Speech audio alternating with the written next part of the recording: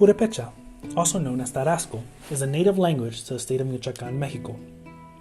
The same state, home to the winter resting place of the monarch butterflies, the inspiration of the Disney movie Coco, and the home state of my father and his family.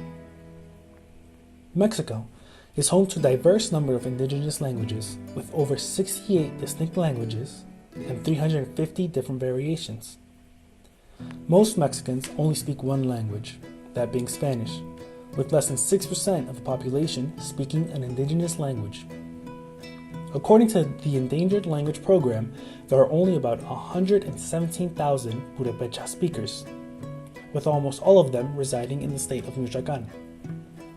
Michoacán is a home to a diverse number of different ethnicities. However, due to ethnic mixing between the indigenous population and the Spanish Europeans, most people would classify themselves as mestizos. Like many indigenous languages in Mexico, due to the pressures of the Spanish colonization, their languages have been either shifting or dying off. Like many natives in the Americas, the natives of Michoacán were almost all decimated due to disease and illnesses brought from Europe. And, as the indigenous populations of Michoacán were converted into Christianity, Spanish began to become more and more prevalent. The societal pressures led many, including Purepecha speakers, to become monolingual.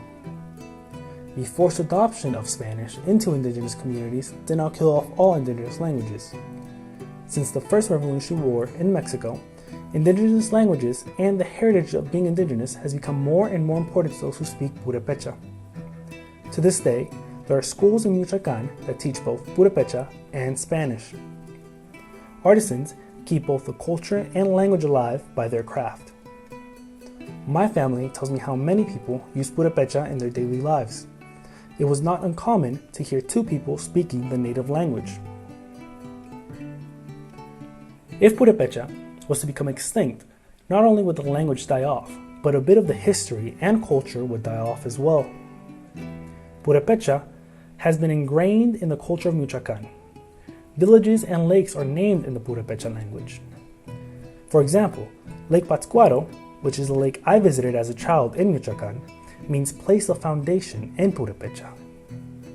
Purepecha is a threatened language. However, because of the older generation teaching the younger generation, established government schools teaching the language, and artisans keeping traditions alive, the language can be kept alive for future use.